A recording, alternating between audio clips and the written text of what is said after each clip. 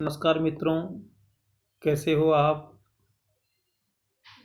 मैं समझता हूँ कि कोविड महामारी के दौरान आप सभी अपने घर पर सुरक्षित होंगे, कुशल होंगे। मैं doctor Vikas Sharma, assistant professor in political science government college Bundi, आज की इस कक्षा में आप सभी का पुनः स्वागत करता हूँ। इस महामारी की विषम परिस्थितियों में हम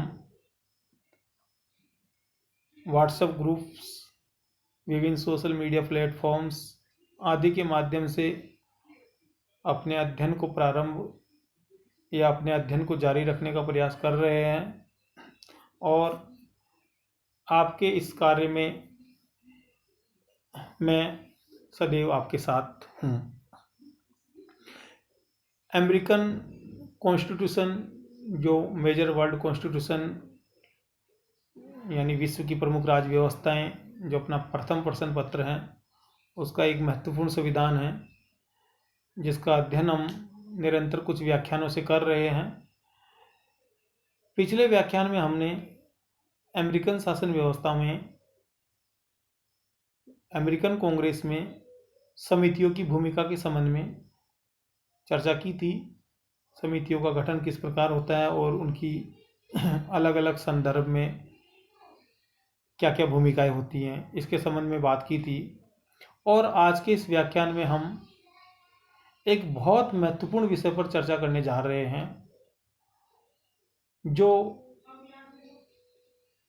जिसको समझना, जिसको जानना आप सभी के लिए बहुत जरूरी है।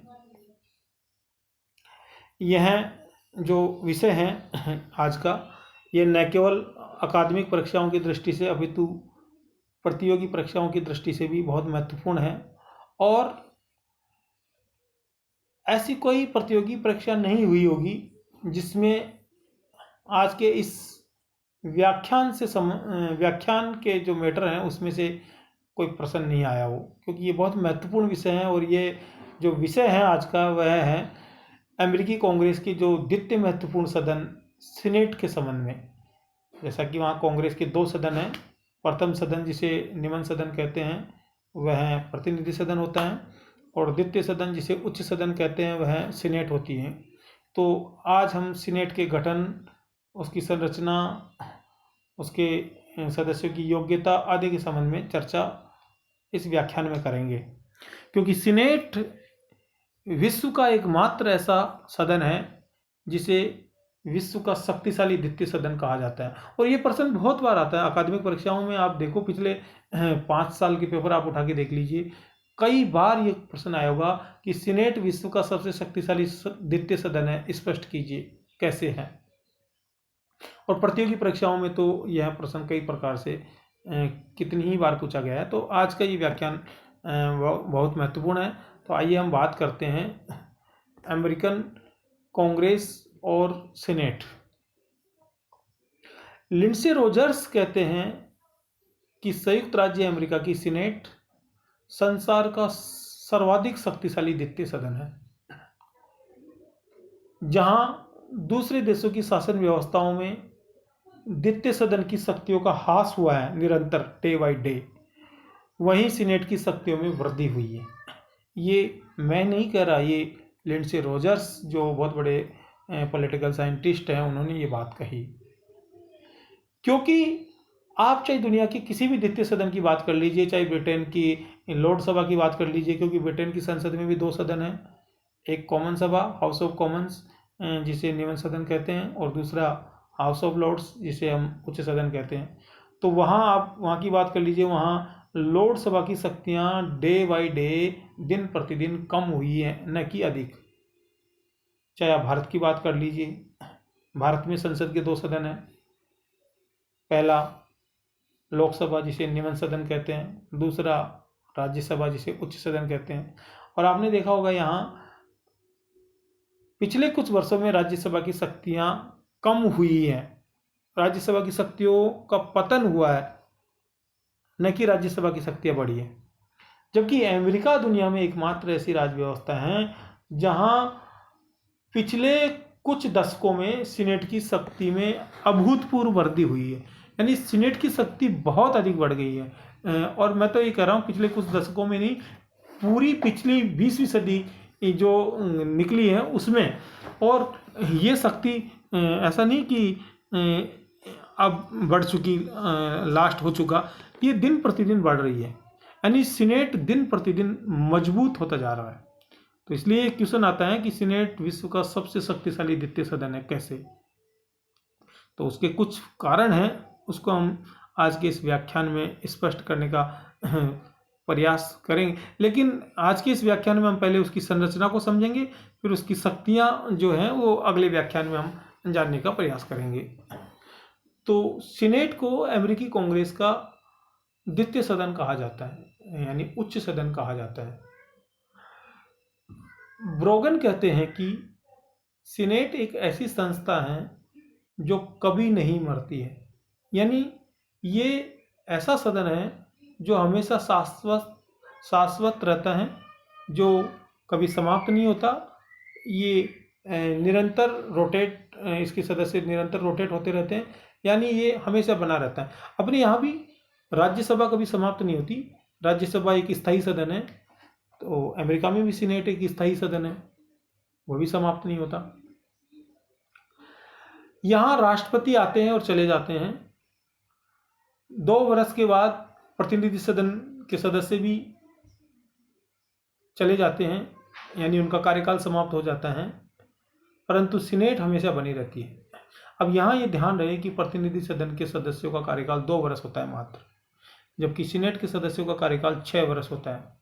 और उसमें भी सीनेट समाप्त नहीं होता, सदस्यों का कार्यकाल समाप्त होता है, और उसके 1/3 सदस्य प्रति 2 वर्ष में सेवानिवृत्त होते रहते हैं और उनके स्थान पर नए सदस्य चुन लिए जाते हैं। तो सदन के सदस्य निरंतर रोटेट होते रहते हैं और सदन निरंतर चलता रहता है, लेकिन प्रतिनिधि सदन के सदस्य हर 2 वर्ष में बदल जाते हैं।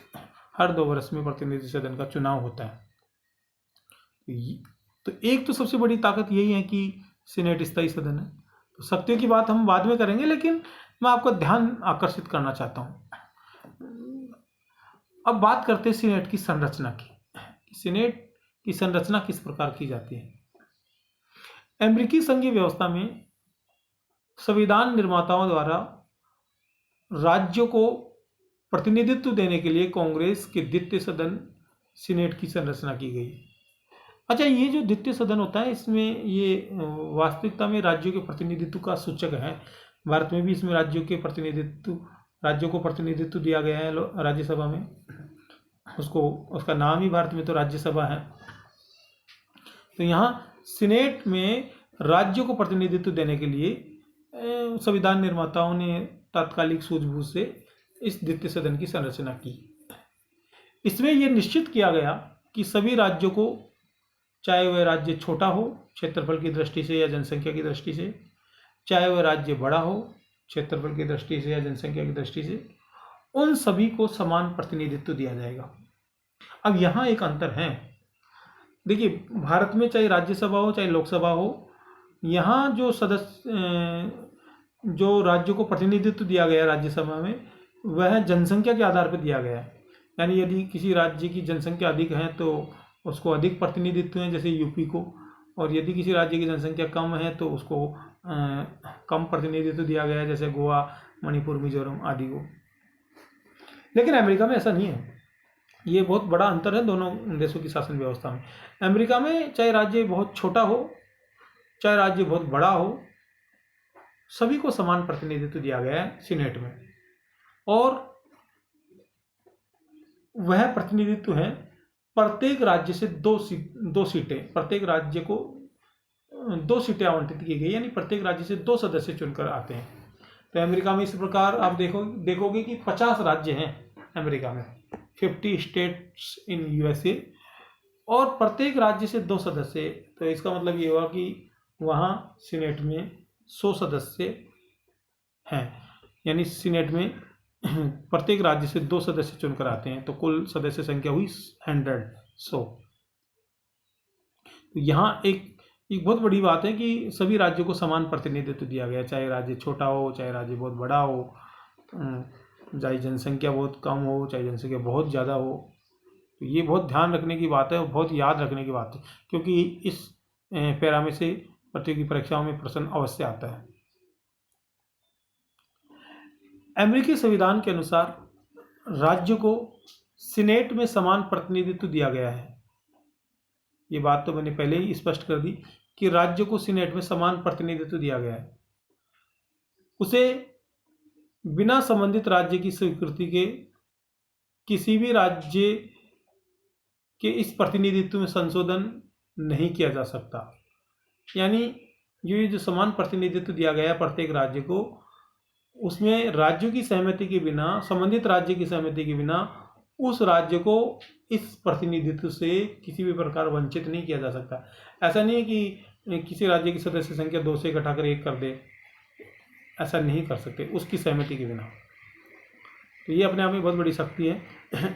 अमेरिकी संविधान के 17वें संशोधन के अनुसार सीनेट का चुनाव प्रत्यक्ष रूप से मतदाताओं द्वारा किया जाता है। अब देखिए एक यहाँ दूसरा अंतर आपको नजर आएगा यदि आपने भारत की राज व्यवस्था या इंग्लैंड की राज व्यवस्था को समझा हो तो, कि जहाँ विश्व के अन्य जो देशों में दूसरे सदन के सदस्य होते हैं वे अप्रत्यक्ष रूप से चुने जाते हैं, वहीं अमेरिका में सीनेट के सदस्य एक प्रकार से प्रत्यक्ष रूप से चुने जाते हैं। और जब किसी सदन के सदस्यों का चुनाव प्रत्यक्ष विधि से होता है, डायरेक्ट इलेक्शन होता है, तो उसे अपने आप में लोक सदन या उसे जन सदन की संज्ञा दी जाती है। वे ही मतदाता सीनेटरों का चुनाव करते हैं जो प्रतिनिधि सदन के निर्वाचन में भाग लेते हैं, क्योंकि वहाँ प्रति 2 वर्ष में प्रतिनिधि सदन के सदस्यों का चुनाव होता है। और मैंने जैसा कि आपको बोला कि सीनेट के भी 1/3 सदस्य प्रति 2 वर्ष में सेवानिवृत्त हो जाते हैं। तो जो 1/3 सदस्य सेवानिवृत्त होते हैं उनका उतने ही नए सदस्य उनके स्थान पर चुन लिए जाते हैं। तो उनका चुनाव प्रतिनिधि सदन के सदस्यों के चुनाव में जो वोटर भाग लेते वे ही करते हैं। ये बात आपको समझनी आवश्यक है, क्योंकि समय मिल रहा है, टाइमिंग बिल्कुल एक्यूरेट सेट हो रही है, क्योंकि 2 वर्ष में प्रतिनिधि सदन का कार्यकाल समाप्त होता है और इधर 2 वर्ष में सदन सीनेट के 1/3 सदस्य सेवानिवृत्त हो जाते हैं। ये बात आपको इस दृष्टि से याद भी रह जाएगी, क्योंकि एक फॉर्मूला है ये याद रखने का। सीनेट के सदस्य बनने के लिए योग्यता, यदि कोई व्यक्ति सीनेट का सदस्य बनना चाहता है तो उसके लिए क्या योग्यता हो सकती है, इसके संबंध में हम बात करते हैं। तो सबसे पहले तो है कि वह 30 वर्ष की आयु प्राप्त कर चुका हो, यानी वह 30 वर्ष कंप्लीट कर चुका हो। ऐसा नहीं कि 1 दिन कम है या 2 दिन कम है। जब वह सीनेट का प्रतिनिधि बनने के लिए नॉमिनेशन फॉर्म भरता है उस तारीख तक उसकी आयु 30 वर्ष पूर्ण हो चुकी हो।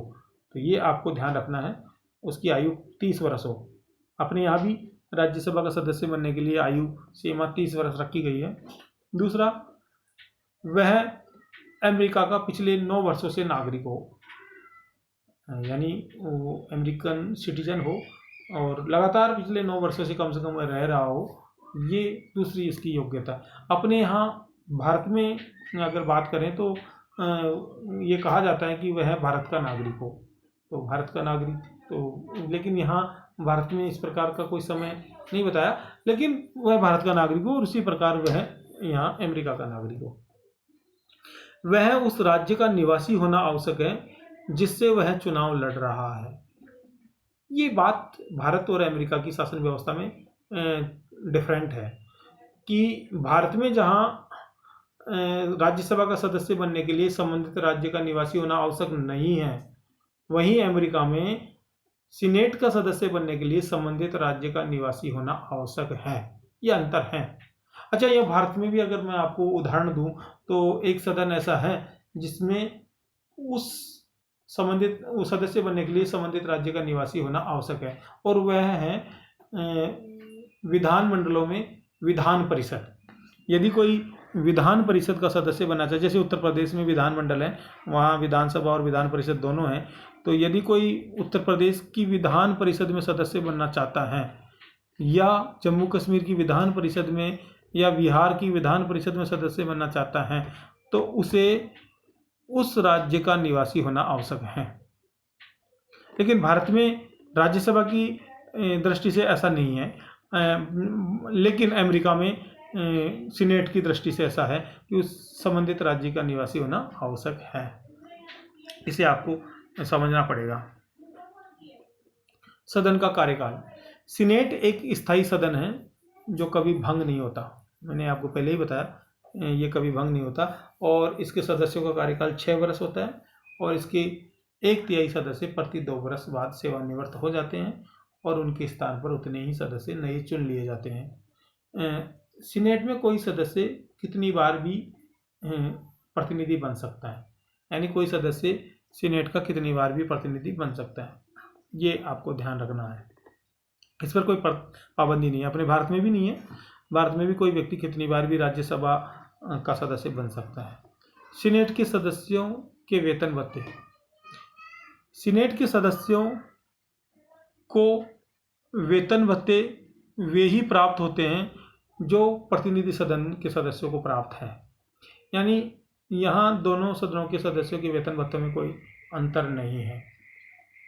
सीनेट के सदस्यों को लगभग $1,24,000 वार्षिक वेतन मिलता है। डॉलर में होती है राशि, $1,24,000 वार्षिक वेतन मिलता है, और इसके अतिरिक्त उन्हें कुछ भत्ते भी दिए जाते हैं। भारत में भी भत्ते देने का प्रावधान है, तो वहाँ भी सदस्यों को कुछ भत्ते दिए जाते हैं। सदस्यों के विशेषाधिकार। अच्छा, ये बहुत बड़ी शक्ति है सीनेट के सदस्यों के पास। सीनेट के सदस्यों को भाषण देने की स्वतंत्रता होती है, और सीनेट में दिए गए किसी भी प्रकार के भाषण के विरुद्ध कोई कानूनी कार्यवाही नहीं हो सकती। ये सबसे बड़ी बात है, ये सबसे बड़ा प्रोटेक्टिव पॉइंट है कि वहाँ सदन में यदि कोई सदस्य किसी प्रकार का भाषण देता है तो उसके विरुद्ध किसी प्रकार की कार्यवाही नहीं हो सकती।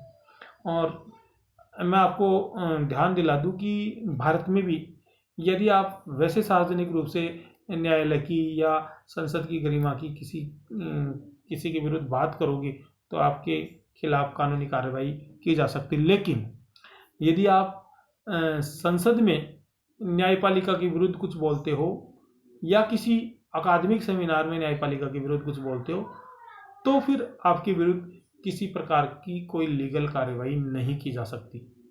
ये आपको याद रखना है, किसी अकादमिक कॉन्फ्रेंस में या संसद के सत्र के दौरान। बाकी सार्वजनिक जीवन में सार्वजनिक जगहों पर आप किसी प्रकार से न्यायालय की या संसद की अवमानना नहीं कर सकते। तो आज के इस व्याख्यान में हमने आपको सीनेट के बारे में, सीनेट की फॉर्मेशन के बारे में थोड़ा सा मैंने आपको बताया, और इससे आगे की बात हम अगले व्याख्यान में करेंगे, क्योंकि सीनेट से संबंधित जो ये अध्याय है बहुत व्यापक है। इसका अध्ययन हम 2-3 क्लासों में स्टेप बाय स्टेप करेंगे ताकि आपके आसानी से व्यवस्थित तरीके से समझ में आ जाए। और इसके संबंध में यदि आपकी कोई क्यूरी हो, कोई प्रश्न हो तो आप मुझे व्हाट्सएप ग्रुप के माध्यम से या फ़ोन कॉल के माध्यम से बात कर सकते हो, और समाधान करने का मैं प्रयास करूँगा। आप मुझसे संपर्क स्थापित कर सकते हैं। आज के इस व्याख्यान के संबंध में मैंने आपको एक असाइनमेंट भी दिया है, जिसमें वो 2 प्रश्न हैं। एक तो अमेरिकी कांग्रेस में सीनेट के सदस्य बनने के लिए आयु सीमा क्या रखी गई है।